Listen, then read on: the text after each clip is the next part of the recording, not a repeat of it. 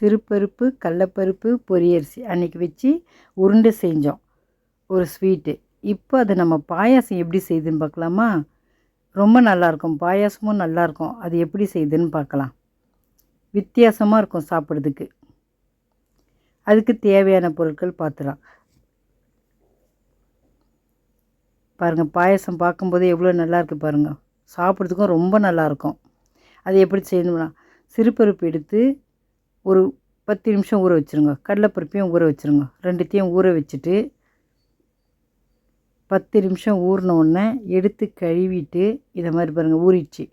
நல்லா கழுவிடுங்க. வெள்ளையாக வர வரையும் கழுவணும், ஏன்னா அந்த ஸ்மெல்லு வரும். அதனால் நல்லா கழுவிடுங்க. நல்லா கழுவிட்டு ரெண்டுத்தையும் குக்கரில் ஒன்றா போட்டுருங்க.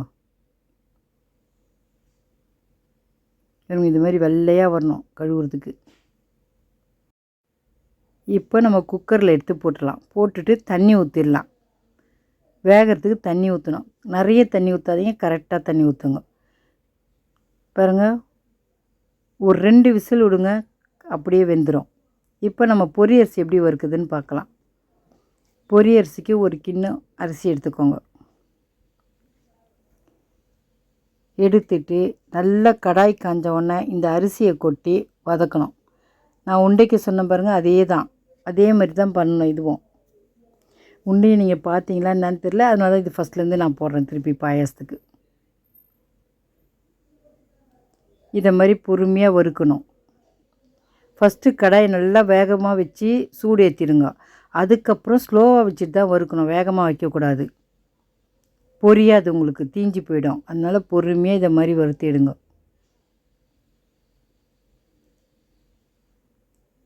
அவ்வளோதான். இன்னும் கொஞ்ச நேரம் வதங்குச்சுன்னா பொரிஞ்சிடும் அரிசி. புழுங்கல் அரிசி போட்டு தான் பொரிக்கணும். நம்ம சாப்பாட்டுக்கு வச்சுக்கிறோம் பாருங்கள், அந்த அரிசி போடுங்க. சாப்பாட்டு அரிசி போட்டு இதை மாதிரி பொரித்து எடுக்கணும். இட்லி அரிசி, பச்சரிசி அதெல்லாம் செய்யக்கூடாது, புழுங்கல் அரிசி தான் செய்யணும். அதுதான் சாப்பிட்றதுக்கு நல்லாயிருக்கும். அவ்வளோதான், அரிசி பொரிஞ்சிடுச்சு. இப்போ நம்ம தட்டில் எடுத்து வச்சு ஆற வச்சிடலாம். இதை மாதிரி தட்டில் வச்சு ஆற வச்சுருங்க. பார்த்திங்களா எப்படி பொரிஞ்சிடுச்சு அரிசி? இதை சும்மாவே இப்போ அப்படியே வாயில் எடுத்து கொட்டி சாப்பிட்லாம், ரொம்ப நல்லாயிருக்கும். ஆறின பிறகு இப்படி மிக்ஸி ஜாரில் போட்டுட்டு இது பாருங்கள், இது மாதிரி அரைச்சி எடுத்துகிட்டு வந்திருக்கோம். ரொம்ப மழைன்னு அரைக்காதீங்க, கொஞ்சம் குறைன்னு அரைச்சி எடுத்துகிட்டு வாங்க. இப்போ குக்கரில் பருப்பு வெந்துருச்சு. அவ்வளோதான் பாருங்கள், கரெக்டாக இருக்குது பாருங்கள். இப்போ நம்ம ஜீராலாம் ஊற்றினா சரியாயிடும். குக்கர்லேருந்து இறக்கி வச்சோம், அதை ஒரு ஸ்பூனை போட்டு நல்லா இதை மாதிரி கலக்கி விட்ருங்க. இது மாதிரி கரைச்சி விட்டுட்டு இப்போ சர்க்கரை எடுத்து நம்ம ஜீரா காசிடலாம்.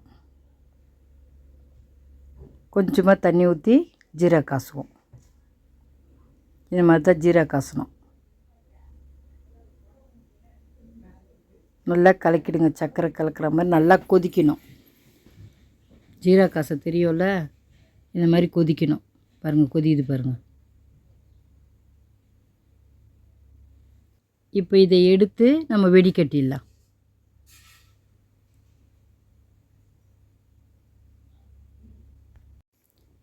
வெடிக்கட்டி அதில் ஊற்றியாச்சு.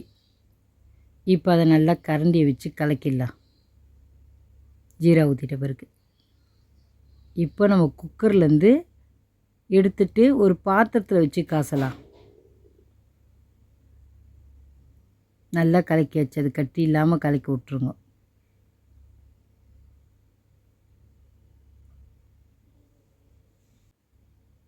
அவ்வளோதான். இப்போ நம்ம ஒரு கிண்ணம் வச்சு அதில் எடுத்து ஊற்றிடலாம். குக்கர்லேருந்து எடுத்து ஊற்றிட்டு இப்போ இதை கொஞ்சம் கொதிக்க விடலாம். நல்லா கொதிக்கணும்.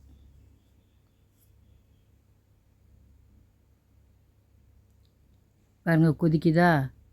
கொஞ்சம் திக்கானோன்னே இறக்கிடலாம். கொஞ்சம் தண்ணியாக இருக்குது, கொஞ்சம் திக்காகட்டும். இது ரொம்ப தண்ணியெல்லாம் சாப்பிடக்கூடாது, கொஞ்சம் திக்காக இருந்தால் தான் சாப்பிட முடியும். அப்போ தான் நல்லாயிருக்கும் சாப்பிட்றதுக்கு. நல்லா கொதிச்சிச்சு. இப்போது பால் சேர்த்துடலாம். இந்த பால் சேர்த்தாச்சு. இப்போ நல்லா கலக்கி விட்ருங்க. ஒரு கொதி வந்தோடனே இறக்கிடலாம்.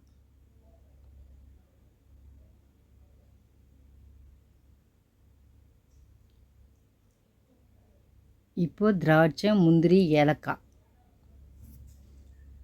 இப்போ ஒரு கடாயை வச்சுட்டு கடாய் காஞ்சோடனே நெய் போட்டுக்கோங்க. 2 ஸ்பூன் நெய் போட்டுருங்க. போட்டு இந்த முந்திரி நல்லா வறுத்தி எடுத்துக்கோங்க. ஸ்லோவாக வச்சு வருங்க, வேகமாக வைக்காதீங்க. அவ்வளோதான், முந்திரி வறுத்து எடுத்தாச்சு. இப்போ திராட்சையை கொட்டி வறுத்துடலாம். திராட்சையும் சேர்த்து நல்லா வறுத்து எடுத்துக்கோங்க. அதையும்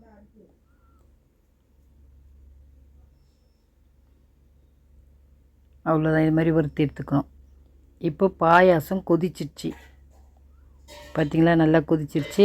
முந்திரி திராட்சை வறுத்து வர வரைக்கும் பாயாசம் கொதிச்சு. இப்போ நம்ம பொரியரிசி அரைச்சி வச்சுருந்தோம் பாருங்கள், அதை எடுத்து இதில் கொட்டி கலக்கிடணும். கலக்கியாச்சு. இது மாதிரி நல்லா கலக்கிடுங்க. இறக்கும்போது தான் அதை கொட்டி கலக்கணும்.